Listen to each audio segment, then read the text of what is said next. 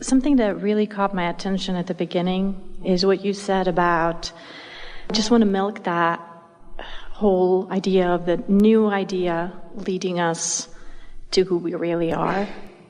Like you said, go with the flow of the new idea. And I just want to milk that with you. I want to get more. Let's talk about everything that means. That means going with the flow of something. The non-resistance of something is really what you're feeling about. And within that, there is empowerment. Mm-hmm. Let's approach it from another direction. So, Esther has a couple of new cars, and one not so new. She's had it for a while, a little Audi R8. Has a really powerful engine, and the way it is designed, the combination of the transmission and the engine, and its relationship to its weight, and its relationship to its suspension, make it the most controllable vehicle that she's ever experienced. So when she drives it, she feels invincible. So the other day she was driving it and she was trying to identify, why do I like this so much? Because it's irrational. She can't take very many people with her, just one. And if she takes a suitcase, she can't even take that one person.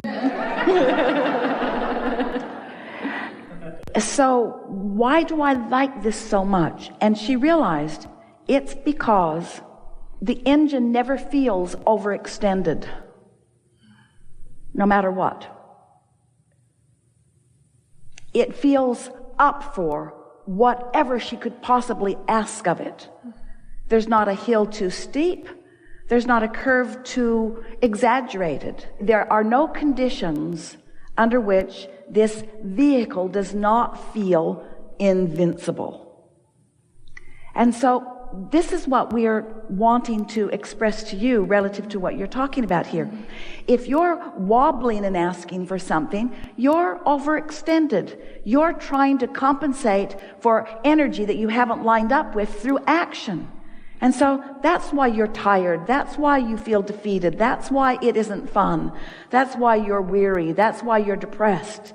But when you take the time to align with the current, to align with the energy, to go with the flow of this powerful energy that creates worlds, and you become the one who directs it. Esther doesn't design this vehicle.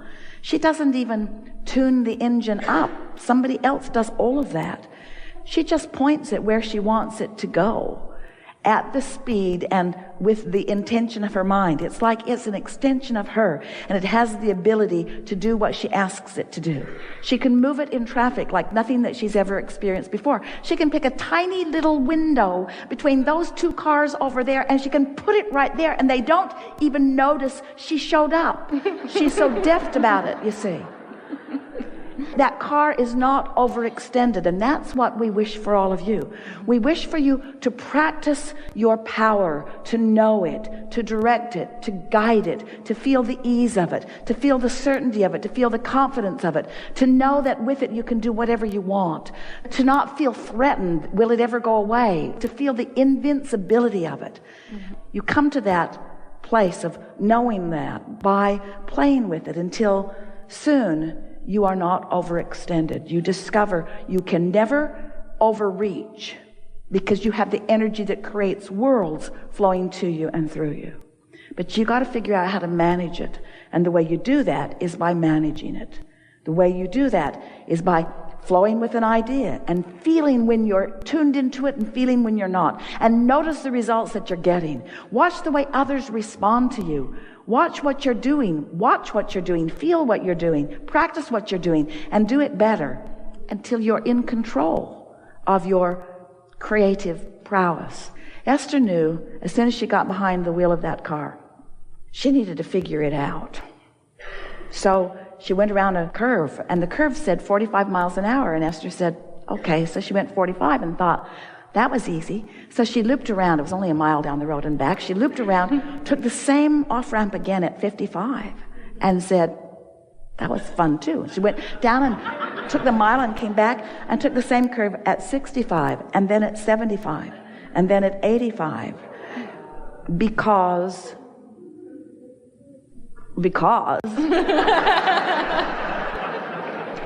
but she didn't do the 85 the first time. A little more and a little more and a little more and a little more and a little more and a little more and a little more. In other words, there are limitations. If you get a chance to talk to Esther when she's not in trance with us, tell her that there are limitations in that car. She knows that.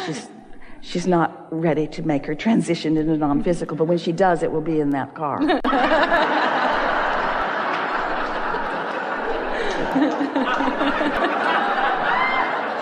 You're all glad that there's only one seat there, aren't you, next to her? And it has a suitcase in it. When there is an idea that comes up or a thought that comes up, when it's active, it'll come up 20, 30 times in a day. And it'll come in as just as a passing. I want to know, like, do I have to work with it? Well, the work to do is to enjoy the thought when it comes. And don't contrive it. Don't try to make more of it. Focus on being the receiver of it rather than the creator of it. That really is something that we are really talking about here, isn't it? Be the receiver of it. Because step one is you created it through the contrast that you lived. You already asked for it. And Source helped with the creation of it by becoming the vibrational equivalent of it. So the creation of it is done to that point. The creation of it is done. Now you're wanting to be the receiver, the allower, the realizer of it, you see.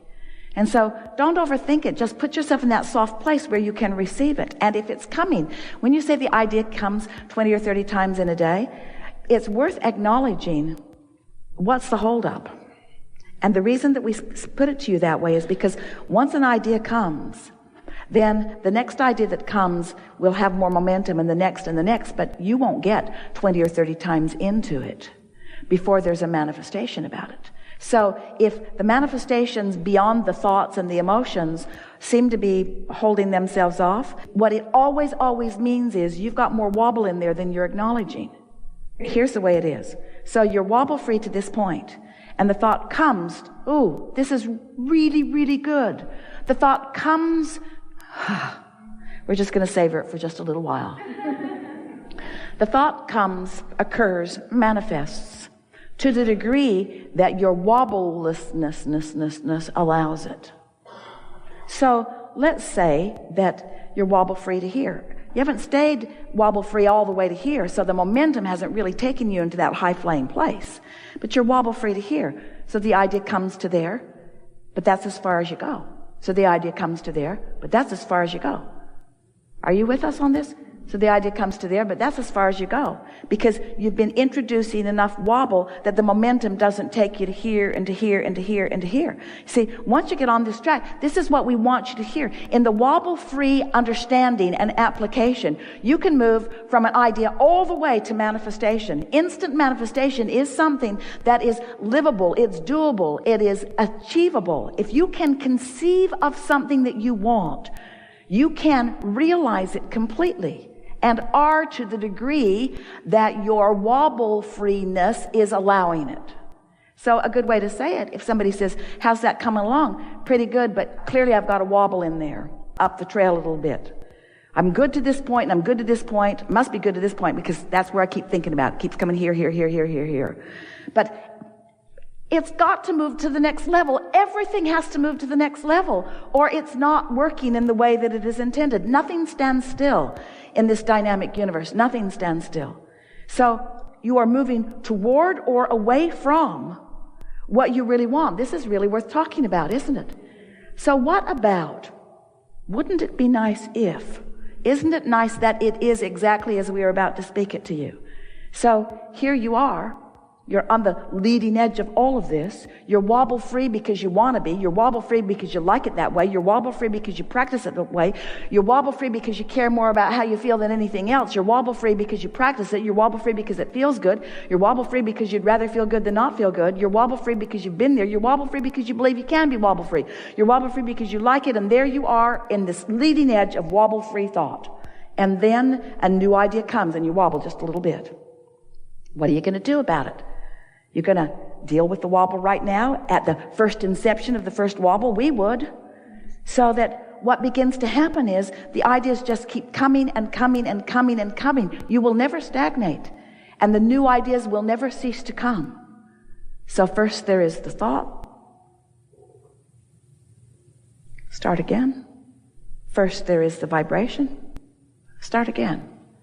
First there is the emotion. Start again. First there is right here where I stand, and it doesn't matter what you call it. First there is right here where I stand, and it doesn't matter what I call it. Here I am, offering a thought, yeah, I call it a thought. Offering a vibration, yeah, I call it a vibration. Offering emotion, yeah, let's hone in on the emotion. Here I am feeling this. Here I am feeling this in response to thoughts and vibrations that might be obvious to me, might not be obvious to me, but if it feels good, I like this. So now I focus in on the thought. I focus in on the thought of the feeling, and then momentum begins to ensue. And then a thought comes to me. So Abraham, are you saying, for the first time ever in all of the universe, visiting with physical friends, that at the point that you call it a thought, it is a vibration that has been realized? Yes. Abraham, are you saying, we're good all by ourselves, if you noticed? Are you saying an emotion becomes an emotion, that an emotion evolves from a vibration to an emotion at the point that it is realized by a perceiver like me? Are you saying that vibration is all around and that we are translating vibration into meaningful, tactile things that we are calling thoughts and emotions, but they are all vibrations that we are receiving because our point of attraction has put us in the place of calling them in? Whew. Don't you love knowing this? So where does this put you? What does it make you think? We chose you deliberately because we know that you can dialogue about this. What does it make you think about? What are your vibrational translations? What thoughts and words do you want to say about the expansion of vibration? Isn't that where it's all at? Do you really want to explore the planet and learn all the facts and all the dates and all the history and all the places and get all the names? Is that really what you want to be thinking about? Or do you want to be a perceptual transmitter and receiver, and do you want to acknowledge the power of vibration? And if you've decided that you want to acknowledge and harness and flow this powerful vibration, which the entire universe is built upon, can you acknowledge that you can be a transmitter or a receiver of vibration? You are a transmitter or a receiver of vibration. Which matters most? Your reception or your transmission? It's a trick question. Be careful. They are equally powerful and important. Because in co-creation, if a vibration vibrates in the forest and there's no one there to hear it, did it really vibrate? So, if there are thoughts that are transmissions, and if there are thoughts that you are receiving, and they are all important to the mix, then here's the question that we really want to ask you, and we know that you're ready to answer it. Which matters most in the transmission and the receiving of thoughts? The thought itself, or the alignment with the desire and source? Do you ever want to think a thought again just for the sake of thinking the thought? Do you want to have conversations about facts, or do you first want to assess